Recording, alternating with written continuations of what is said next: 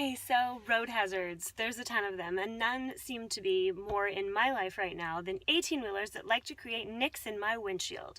Now, I'm sure we've all heard of Safelite or some of those other auto glass repair shops that can come and fix my windshield for $120.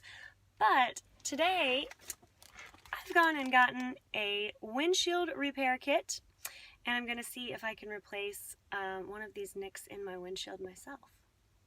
The first thing the instructions tell me is to be in a shady spot, but since I'm literally on the road while I'm trying to do this in between jobs, I've found the shadiest spot that I can on the side of the road. I've made sure that the temperature is between 50 and 70 degrees as instructed, and have found a place for my car that I call Whistles.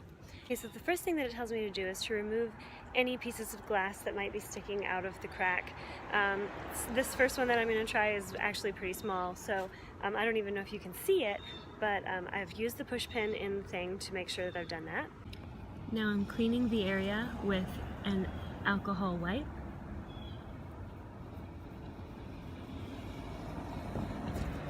Peeling the backing off one side of the adhesive disc and affixing the disc to the windshield with the crack in the center.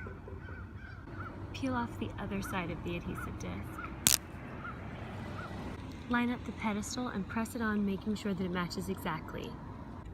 Firmly press the pedestal onto the disc, making sure there are no air bubbles. In fact, you might even want to go sit inside the car and make sure that you can't see air bubbles on the inside.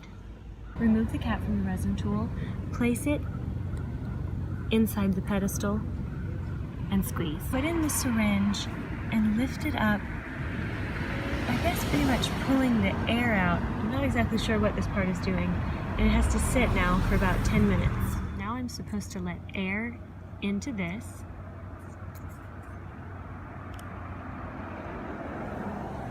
And it's not coming out. I'm supposed to let air into this.